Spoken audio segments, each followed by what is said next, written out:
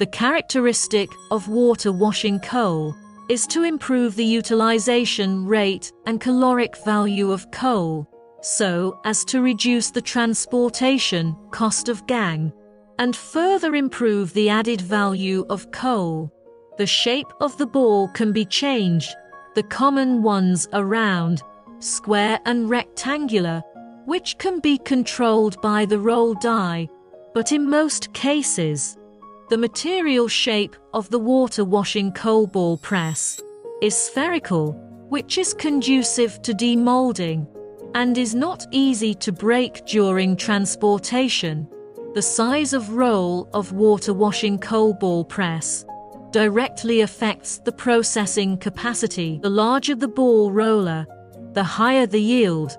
Ball sizes can be made according to industry standards or customized from manufacturers.